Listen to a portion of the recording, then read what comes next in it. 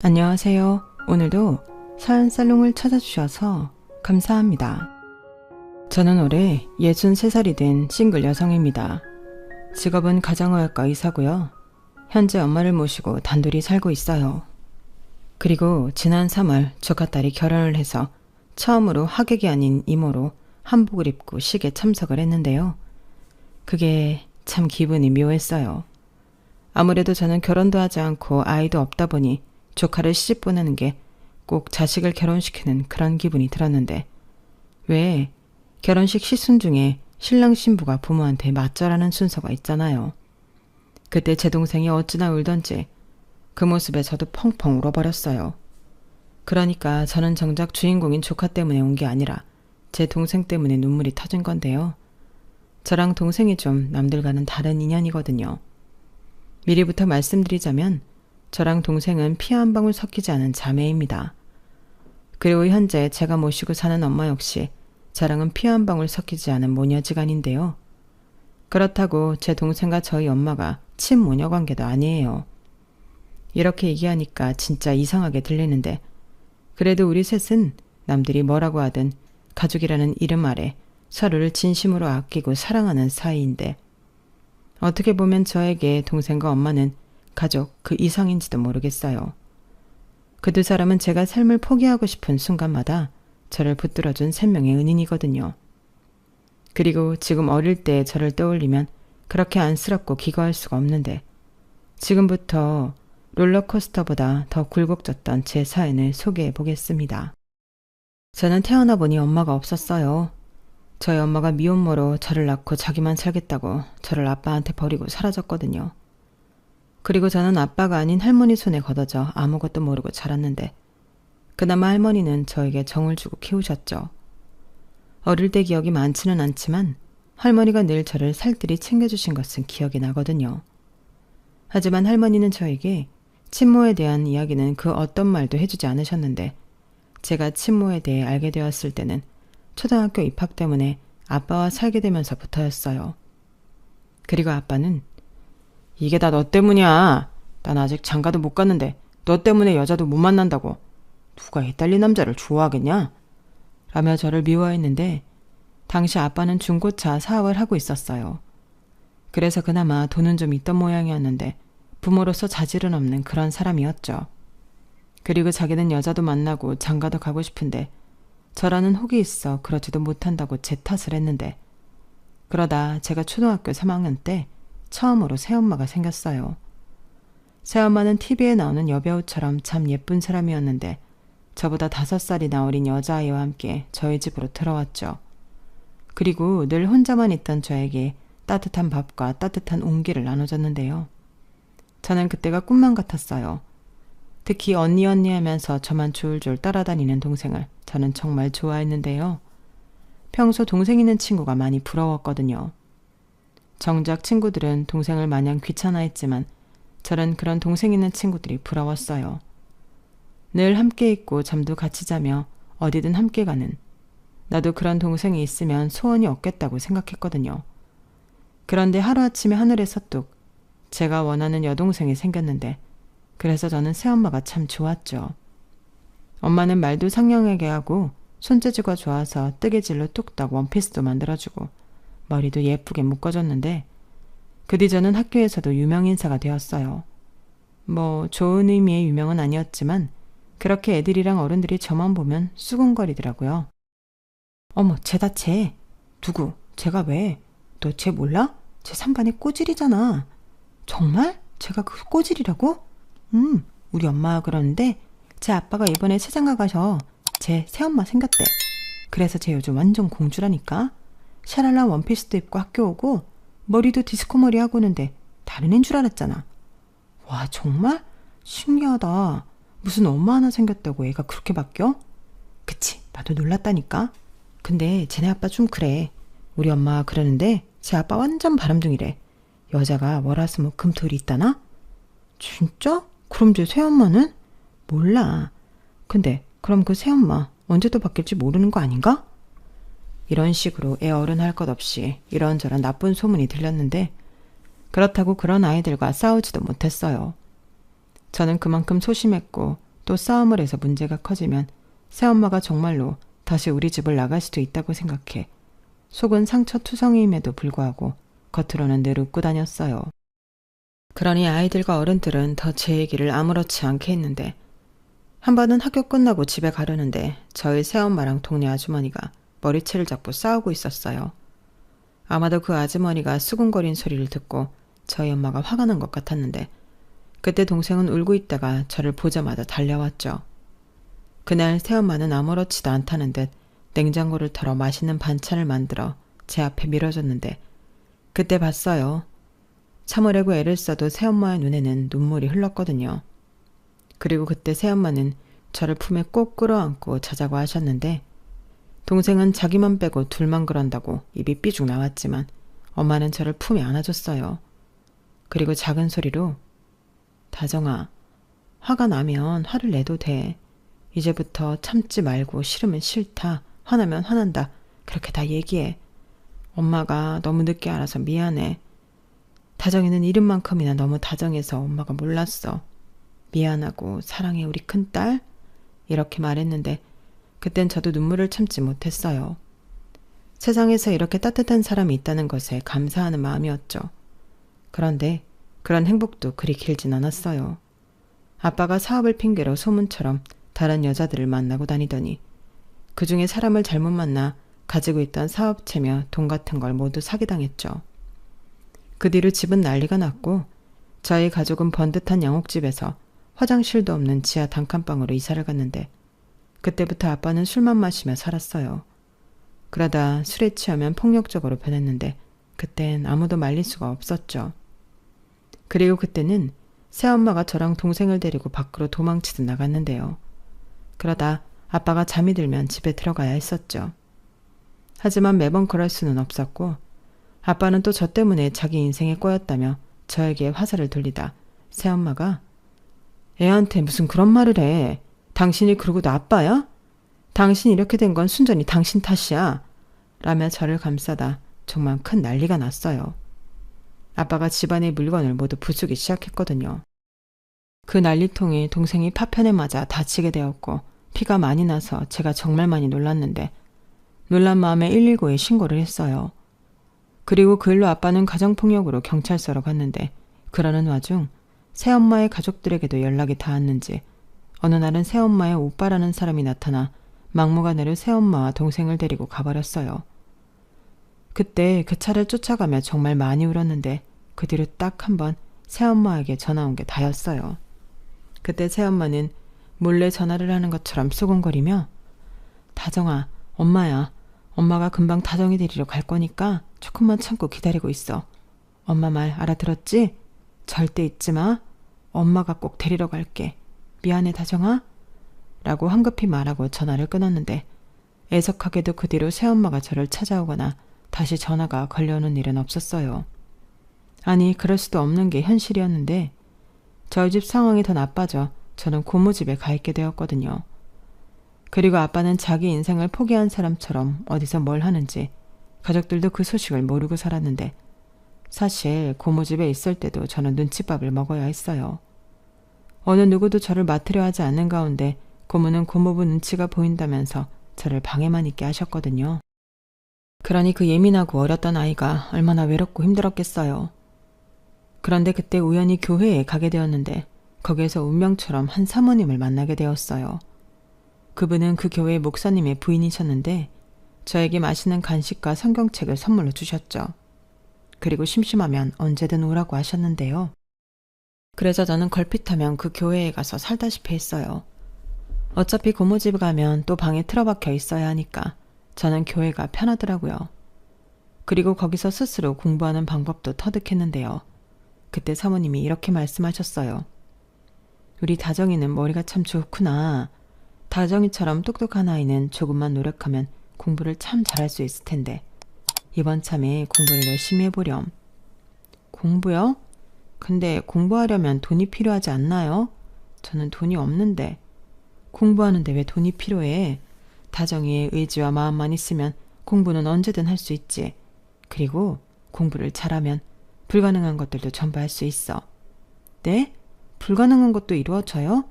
그럼 엄마랑 동생도 다시 만날 수 있나요? 그럼 우리 다정이가 공부를 열심히 해서 성공하면 분명 만날 수 있지. 이용하면 큰 성공을 해서 유명해지면 더 좋고, 유명하면 TV나 신문에도 나오잖아.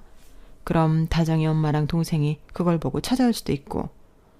와, 그럼 저 공부할래요. 그때 저는 그게 희망이라고 생각하고 미친 듯이 교과서를 달달 외웠어요. 모르는 게 있으면 사모님과 사모님 아들이 가르쳐줬고, 저는 또 그걸 까먹지 않으려 줄노트에 줄이 보이지 않도록 적고 또 적으며 공부를 했죠.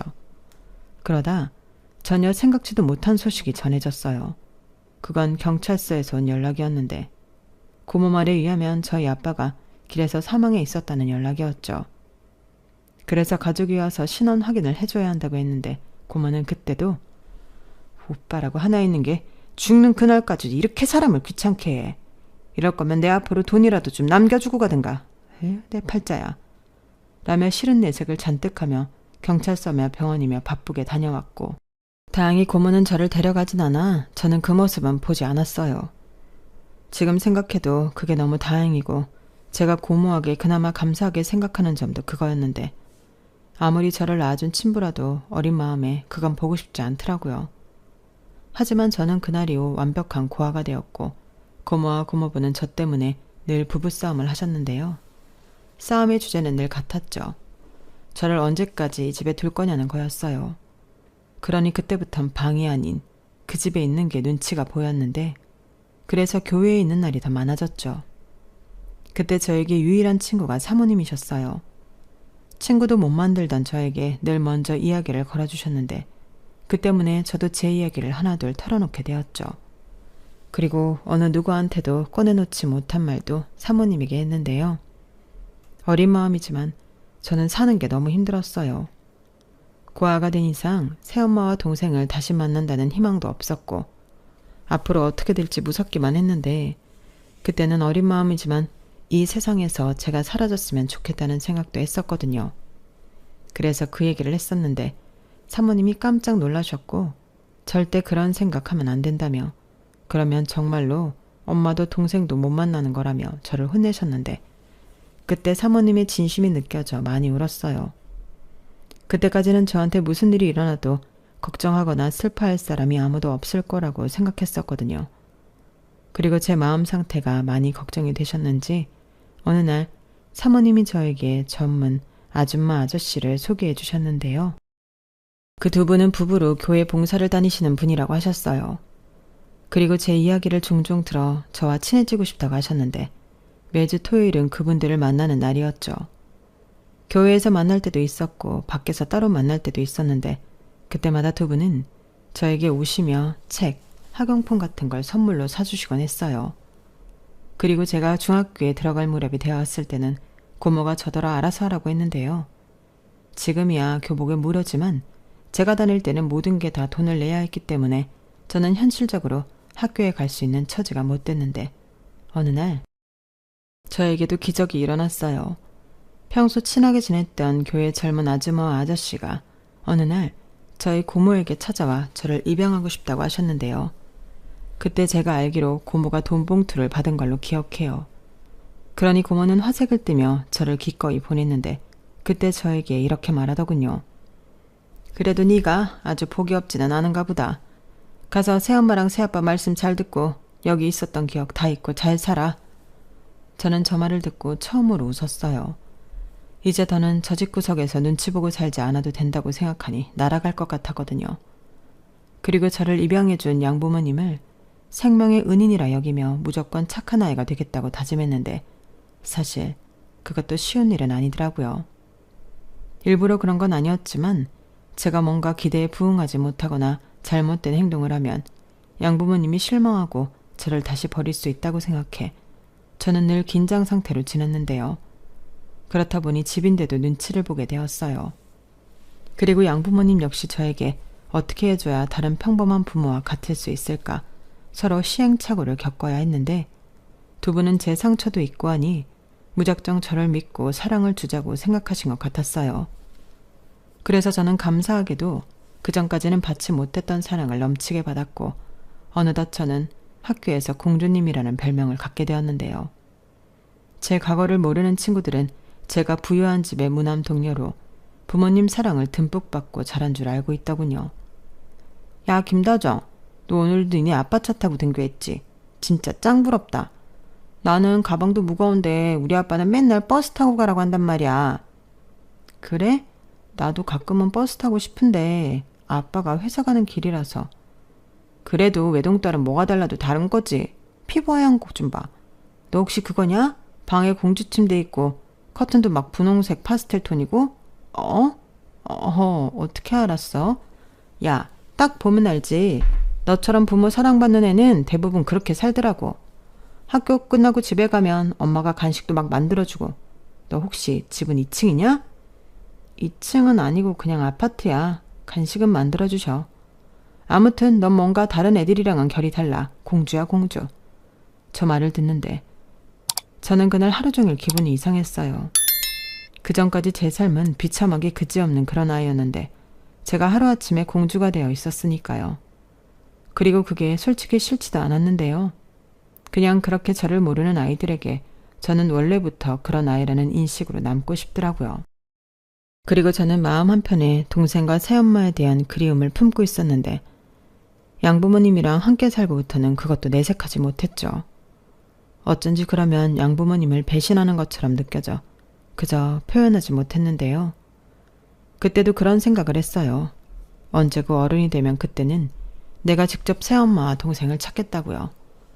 어쩌면 누군가는 피가 섞인 진짜 가족도 아닌데 그렇게까지 할 필요가 있었냐고 생각하실 수도 있을 텐데요. 저에겐 처음으로 가져본 엄마와 동생이기 때문에 누가 뭐라고 하든 내 엄마, 내 동생이라고 생각했어요. 그리고 그런 마음을 가졌다고 해서 양부모님에 대한 마음이 거짓이나 가식은 아니었는데요. 양부모님에겐 자식으로서 할 도리를 다하자고 스스로 다짐했었죠. 그래서 다른 아이들이 사춘기가 왔다고 예민할 때 저는 공부에만 매진했고 끝내는 전교 1등도 여러 번 하면서 양부모님을 기쁘게 했는데 그때 저희 부모님은 늘 이렇게 말씀하셨어요. 아, 우리 딸 정말 장하다. 어떻게 이런 아이가 우리 딸이 되었지? 정말 하나님께 감사드릴 일이야. 안 그래요, 여보? 그럼 정말 수고했다. 엄마랑 아빠는 그저 네가 건강하고 행복하게만 자라면 소원이 없다고 생각했는데 네가 이렇게 우릴 기쁘게 해주는구나. 고맙다. 고마워. 그런 의미로 우리 다정이 뭐 갖고 싶니? 아빠가 다 사줄게. 아니에요. 갖고 싶은 거 없어요. 1등이 뭐 그렇게 큰일이라고. 그저 저는 엄마 아빠가 해주신 만큼 저도 보답하고 싶어서 열심히 했을 뿐이에요. 정말이에요. 어머 여보, 얘 말하는 것 좀 봐요. 진짜 천사가 따로 없네. 그러지 말고 먹고 싶은 거 있으면 다 말해. 엄마가 만들어줄게. 아니다. 우리 근사한 데 가서 외식할까? 우리 딸 어디 가고 싶니? 그럼 엄마가 가고 싶은 데 가요. 엄마가 만들어주는 음식은 다 맛있지만 오늘은 엄마도 편하게 같이 먹어요. 여보, 아무래도 우리가 복덩이를 공짜로 얻은 것 같아. 그래, 그럼 오늘은 우리 집 여자들을 위해서 아빠가 기사도 하고 돈도 쓰자. 참 지금 생각해도 저 때는 제가 세상 부러울 사람이 없었던 것 같아요. 무섭고 인간적으로 별로인 친부에 비하면 양부모님은 모든 것이 완벽한 부모님이셨는데 이런 가정은 TV에서만 나오는 가짜인 줄만 알았거든요.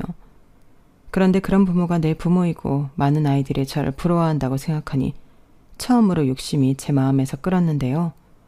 그렇게 공부를 잘해 부모님에게 칭찬받고 학교에서 인정받는 낙으로 사는 저는 10대 시절을 보냈어요. 게다가 선생님의 권유로 저는 반장은 물론이고 중학교, 고등학교, 전교 회장도 했는데 그때는 저희 엄마의 공이 크셨죠. 저희 엄마가 중학교부터 학교 운영위원회에 참석하시며 학교 생활을 많이 하셨거든요. 그래서 저희 엄마 덕에 저는 회장까지 하며 학교 생활을 했는데 저희 엄마는 은근히 제가 공부를 잘하니 의대에 가길 소망하셨어요. 저희 외갓집엔 할아버지부터 삼촌들까지 의사가 많았는데 엄마는 의사가 되고 싶었지만 그러지 못했다고 하셨거든요.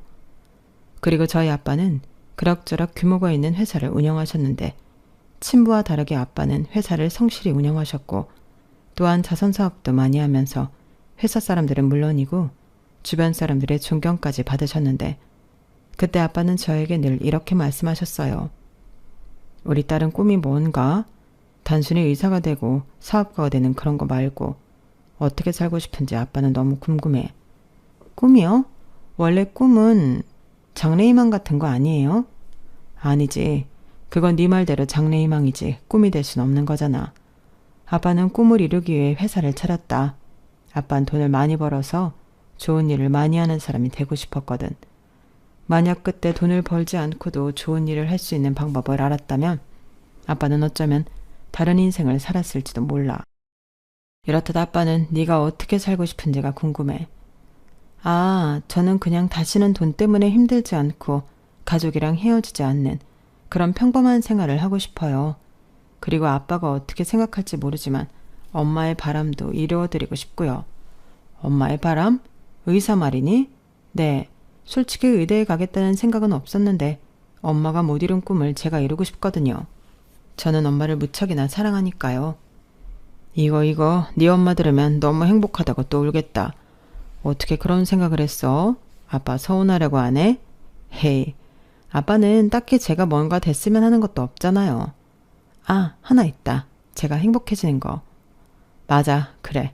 우리 딸 뭐가 되어도 좋으니까 하고 싶은 거, 되고 싶은 거, 만나고 싶은 사람 다 만나고 이루렴. 아빠도 알아. 네가 먼저 헤어진 가족을 그리워하고 있다는 걸. 그건 아마 네 엄마도 알고 있을 게다. 그리고 우리는 그게 당연하다고 생각해. 그리고 언젠가는 만날 수 있을 거라고 믿는다. 아빠. 저는 저때 아빠의 말을 듣고 깜짝 놀랐어요. 사실 정말 몰랐거든요. 저 역시 단 한 번도 내색한 적이 없는 일인데 두 분 역시 전혀 내색하지 않다 저런 말을 하시니 제가 놀랄 수밖에 없었죠. 그리고 아빠는 자기도 백방으로 찾아보겠다며 저에게 약속을 하셨는데요. 그때 이런 생각을 했어요. 이 두 분은 물리학적 부모님은 아니지만 진짜 내 부모님이시구나. 이런 생각을 하니 저도 점점 두 분을 위해 살겠다는 마음보다 두 분과 함께 행복하게 살고 싶다는 또 다른 꿈을 꾸게 되었는데 그 후로 10년 뒤 아빠는 갑작스러운 암 선고를 받으며 저희 가족과 이별하게 되셨어요. 그때 저는 의대에 진학하고 또 국시를 보는 등 참 바빴는데 그래도 아빠가 가실 때는 어엿한 의사가운을 입은 의사가 되어 있었죠. 그리고 전적으로 아빠 옆에서 케어하며 아빠와 있는 시간을 1분 1초라도 허투루 쓰지 않으려 했는데요. 그때 엄마는 많이 우셨지만 저에게 많이 고마워하셨어요. 다정아, 나는 요즘 부쩍 네가 우리한테 온 게 선물 같다. 사실 나는 불임이라 아이를 낳을 수 없었는데 아이를 포기할 수는 없었거든. 그때 네 아빠는 둘만 살아도 좋고 또 아이를 입양해 키워도 좋다고 했는데 나는 다 싫었어. 근데 교회 사모님에게 네 얘기를 듣고 너를 만났는데 그냥 네가 좋더라. 그게 시작이었지. 너라면 내가 진짜 내 딸처럼 키울 수 있을 것 같았거든. 알아요. 엄마는 늘 저에게 진심이셨어요. 그래서 늘 감사했고 또 은인이라고 생각했고요. 아니야, 나도 처음엔 그런 줄 알았는데 지금 생각해보니 네가 내 은인이고 또 훈장이야.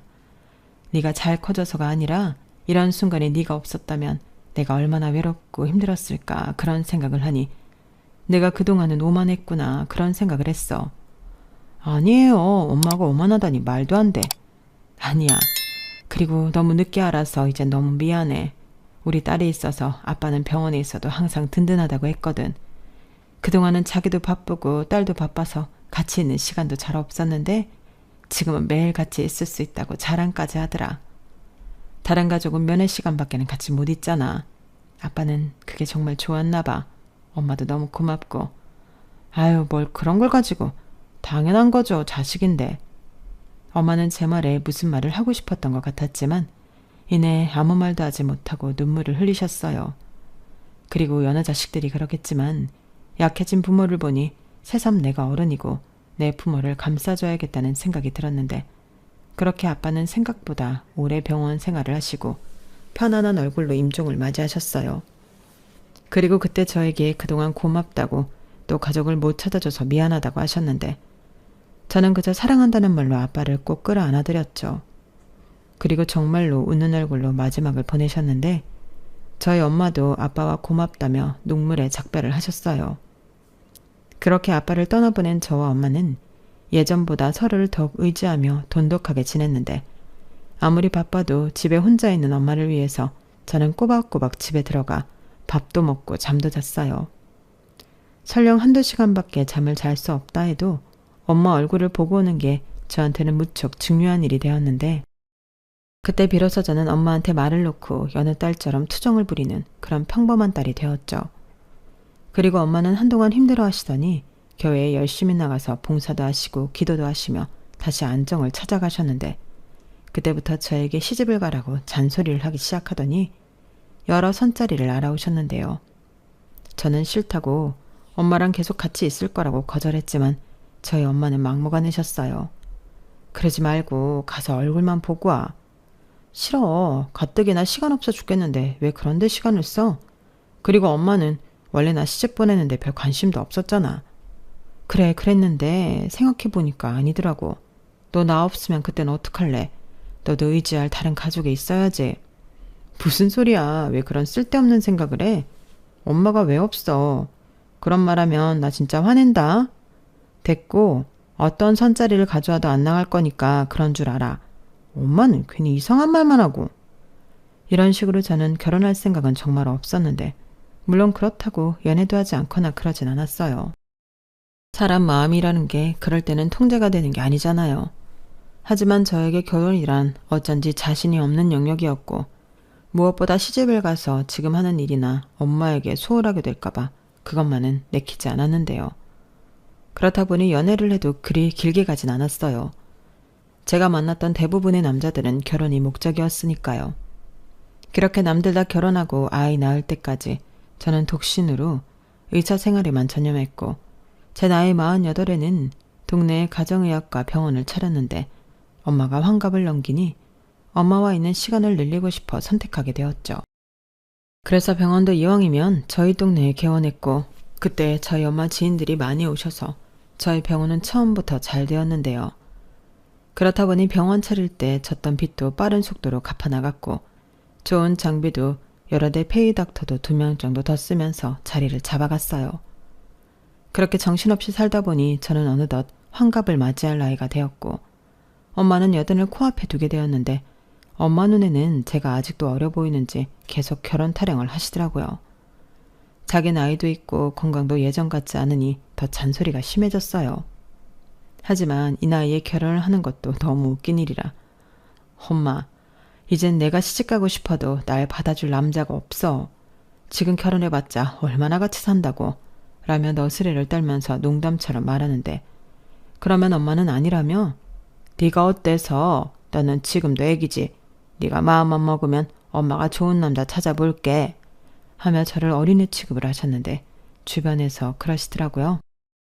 원래 엄마 눈에는 자식의 나이도 또 주름도 보이지 않는다고요.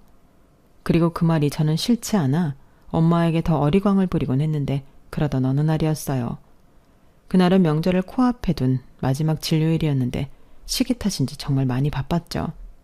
그리고 드디어 마지막 환자가 대기하고 있었고 저는 얼른 진료를 마치고 집에 가서 엄마랑 음식하며 쉴 생각을 하고 있었는데 그때 간호사가 익숙한 이름을 호명하더군요.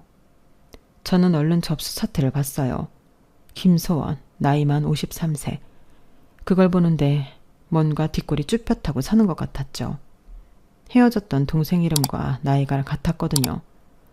하지만 세상 아래 그런 우연은 있을 리가 어렵기 때문에 저는 그저 그동안 잊고 있던 동생에 대한 마음인 줄만 알았는데 그때 한 중년의 여자가 제 앞에 앉았어요.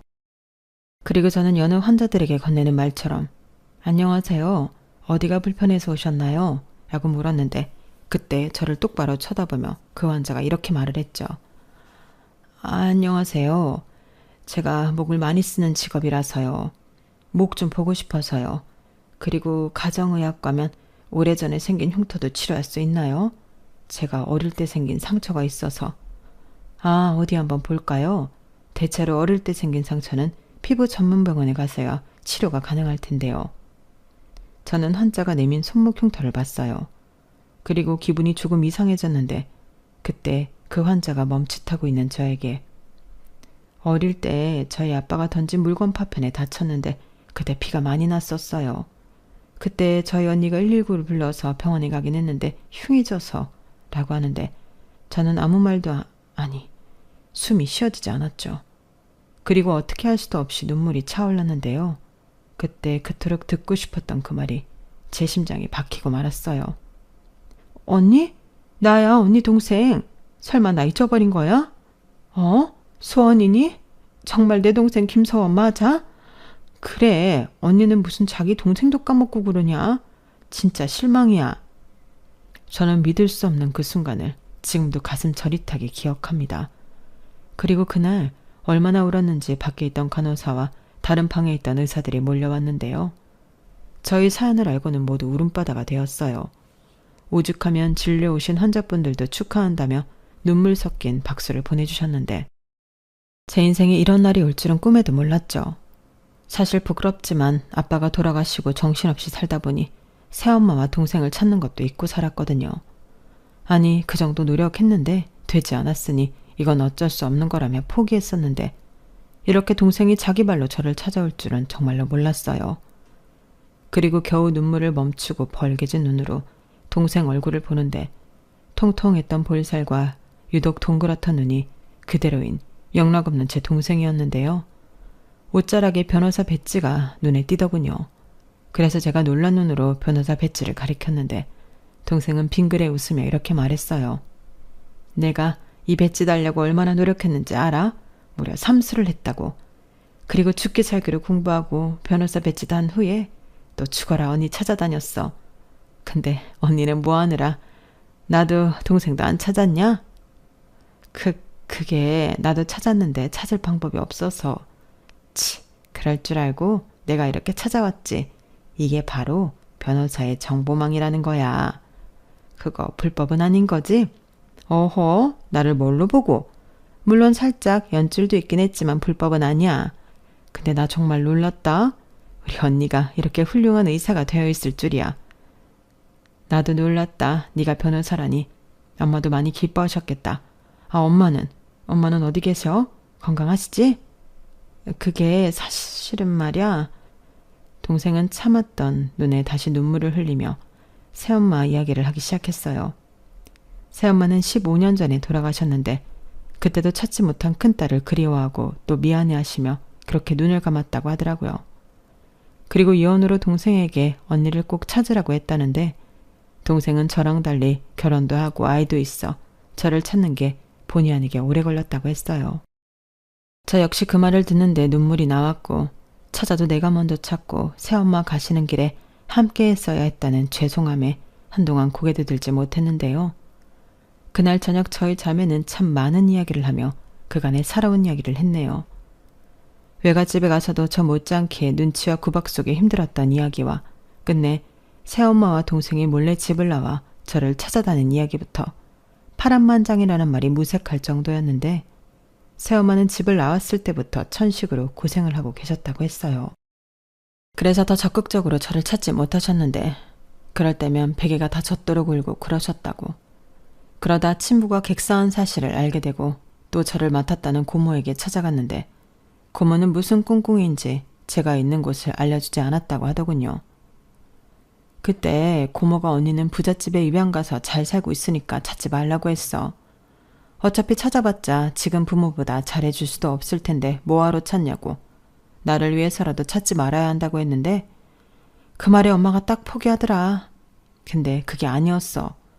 난 정말 엄마가 언니 고모 말 듣고 포기한 줄 알았거든.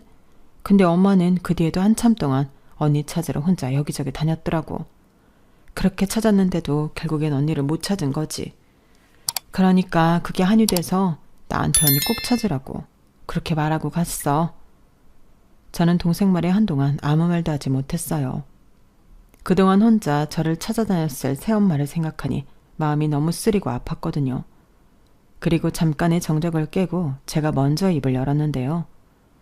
그랬구나. 나는 그런 줄은 꿈에도 몰랐어. 그냥 엄마랑 너는 분명히 잘 살 거라고 생각했지. 그리고 언니도 열심히 살면 꼭 너도 엄마도 찾아야겠다고 생각했는데 미안. 내가 먼저 너를 찾았어야 했는데. 됐어. 변호사랑 의사가 같나. 내가 더 빠르지. 그나저나 언니 진짜 좋아 보인다. 멋져. 의사가 아니 왜 그렇게 잘 어울려? 뭐래. 너야말로 일을 왜 이렇게 잘 컸나? 그럼 남편이랑 애들은? 잘 있지. 사진 볼래? 내가 무려 딸을 둘이나 낳았다고. 우리처럼 사이좋은 자매야. 저는 동생의 핸드폰 속 행복한 가족 사진을 보며 참 오랜만에 환하게 웃었어요. 그리고 딱 봐도 사람 좋아 보이는 제부는 동생과 같은 로펌의 변호사라고 했는데 부부 변호사로 나름 유명하다고 하더라고요. 그리고 저도 모르게 훌쩍 큰 조카는 제 동생을 쏙 빼닮아 다 큰 예쁜 아가씨였는데 그중에 큰 조카가 시집을 갈 예정이라고 하더라고요. 비록 크는 모습을 보지 못했지만 조카의 결혼 소식에 저는 정말 기뻤는데요. 이런 기쁜 소식을 저만 알고 있을 수는 없었죠. 그래서 곧장 저희 엄마에게 전화를 드렸고 저희 엄마는 마치 잃어버렸던 딸을 찾은 듯 지금 당장 집으로 데려오라고 성화를 부리셨는데 동생도 저희 엄마가 너무 궁금하다며 같이 가겠다고 하더라고요. 그리고 그렇게 저희 셋은 역사적으로, 아니 운명적으로 함께하게 되었는데요. 저희 엄마는 눈물을 흘리며 제 동생을 보자마자 따뜻하게 안아주시며 이렇게 말씀하셨어요. 네가 소원이구나? 아우 예쁘게 생겼네. 어서 와. 내가 많이 기다렸는데 드디어 이렇게 얼굴을 보네. 고맙다. 이렇게 만나러 와줘서 너무 고마워. 저희 엄마의 따뜻한 환대에 제 동생은 처음엔 어쩔 줄 몰라 했는데 나중엔 돌아가신 엄마 생각이 났는지 다시 눈물을 흘렸어요. 그리고 사연을 듣게 된 저희 엄마는 제 동생에게 또 이렇게 말씀하셨는데요. 그럼 어쩔 수 없이 내가 또 친정 엄마가 돼야겠네. 사실 나는 친정 엄마, 처갓집 그런 거 굉장히 하고 싶었거든. 근데 다정이 저게 시집을 안 간다고 하니 내가 그 꿈을 이루지 못했는데 이젠 소원이 네 덕에 나는 꿈을 이룰 수 있을지도 모르겠다. 혹시 내가 너무 부담스러운가? 초면인데 주책이지? 아니에요. 저는 너무 감사한걸요. 언니 엄마면 저한테도 엄마죠. 저도 딸이 언니처럼 딸이 되어들어도 괜찮을까요? 저도 친정이 너무 갖고 싶었거든요.